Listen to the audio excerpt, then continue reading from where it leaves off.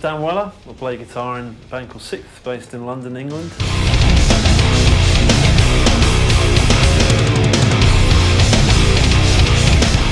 Not so long ago, Positive Grid reached out to me and got me using their gear. Tried it out and it blew me away, and ever since then I've just been obsessed with using it in the studio. I use it constantly at home when I'm writing, when I'm demoing, when I'm recording, at all levels of the game.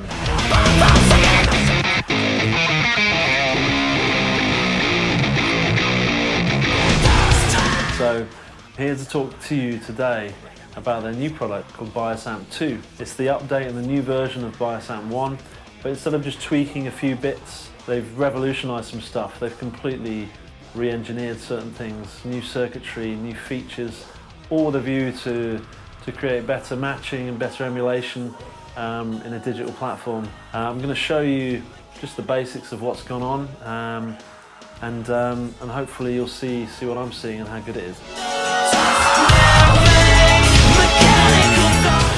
They seem to have changed the way that things feel dynamically. When you're playing, things feel even more real than they did before. Something's going on there, but it sounds amazing. So you've got a choice of different, you can go from clean stuff to your bluesy stuff, crunch, all the way to crazy metal stuff.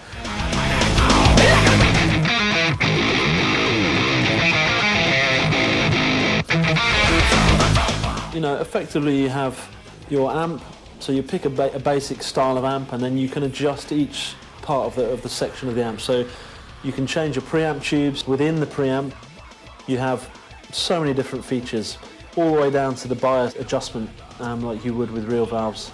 You have kind of global things, all with a view to manipulate the sound.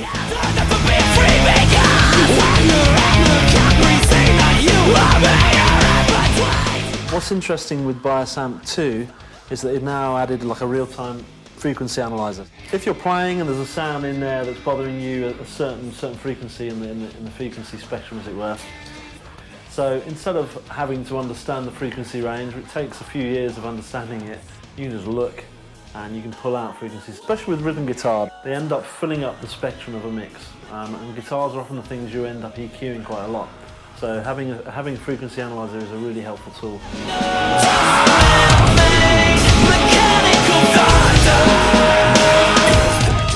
As with the preamp section of the Biosamp 2, where they'd added some additional tubes since Biosamp 1, they've done the same with the power amp section, okay?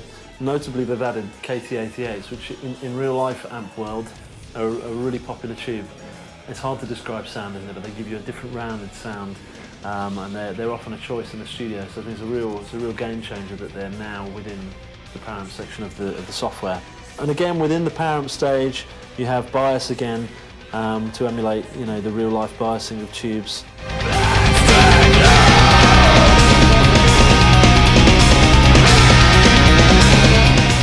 The next really big thing that they've done on Biosamp 2 is to basically go into business with Celestion, who are pretty much one of the biggest speaker companies in the world. And through creating a load of bespoke impulse responses, they've really upped the game on the impulse response and the cab sounds. Where they'd added with Biosamp 2 is a second microphone feature, and not just the same microphone.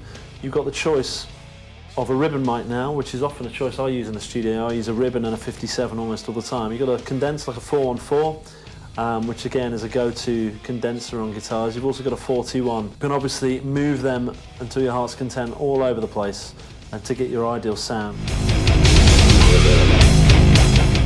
I've tried to be as comprehensive as I can without being too geeky, but I think you'd agree with me that as a product, it's got everything, and you'll have a lot of fun, and it will really improve your recordings, your sound. So have fun with it and take it easy.